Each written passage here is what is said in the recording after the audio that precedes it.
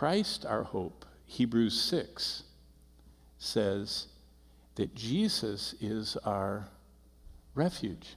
And the word from chapter 20 of Joshua describes Jesus as being just like these cities. Now how would we say that? And why? Because Jesus is easy to reach. If you think about it in the Bible, Jesus is said in Acts chapter 17 to be closer than an arm's length away from everybody. That's what Paul said when he was speaking in Athens. He says, you should try and find the Lord because he's closer, he's within reach. He's within one arm's length of everyone. How can that be? Because he's omnipresent. So Jesus can be cried out to, reached out for, prayed to, and longed for by anyone anywhere on the planet. Anybody, at any time. He is easy to reach. In fact, Jesus is the easiest person to reach of all.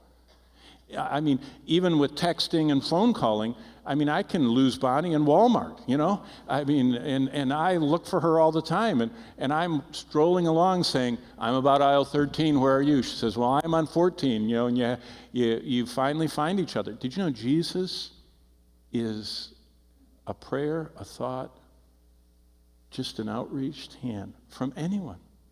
It's just amazing to think of how Jesus is such a picture of our hope. The echoes of Christ's open arms are all the way through the scriptures. When the Lord called to Adam in the Garden of Eden after he sinned, what did God say in Genesis 3:9? He said, Adam, where are you? Who was looking for whom? God came looking for the sinner. And God came within reach of Adam and Eve. And God, through Christ, comes within reach of every person in the world. Jesus also is open to all. Just like the cities of refuge were for the stranger, the sojourner, Jesus says, come unto me, all you that labor and heavy laden. I will give you rest. With me, it doesn't matter whether you're barbarian, Scythian, bond, or free. He says, I am here for everyone, whoever will call on me. And he said, I'm completely sufficient. Do you remember once Jesus was standing with his long robe with tassels on it, and the crowd was around him, and this woman gets on her hands and knees and goes down along the ground and reaches between everybody's ankles and finds the tassel of Jesus' robe and grabbed it.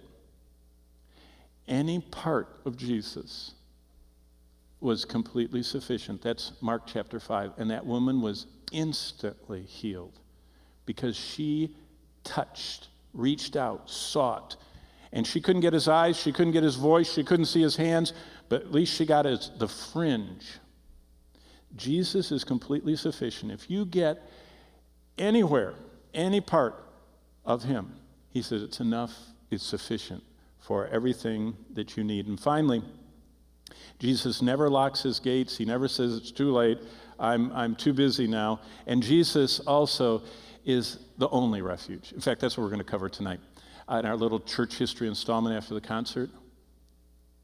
How can Jesus be the only way and there be so many denominations and religions and everything else? And that's what we'll talk about. But he is the only refuge. So, Jesus is our hope. Why? Because he's easy to reach. When I lead someone to Christ, I was just in my office, had someone stop in, they came in for something else, and I said, well, before we cover that, why don't we cover something else? And then we'll talk about yours. And they were kind of captives, and so I went through, and I said, you're interested in getting married. I said, but that's only the second greatest day of your life. The first and greatest day is the day you meet Jesus Christ. And I went through the gospel with them, and I said, Jesus is right here in this office. He's easy to reach. That's your biggest need. His arms are open wide. Right now, anywhere we go in the world, we can point people to Jesus. His arms are open wide. He's saying, come unto me. He says, I'll never lock the door. While you have life and breath, don't harden your heart. You can come. He's the completely sufficient one, and he's the only hope. That's the God that we worship this morning, and that's the Savior whose arms are open wide.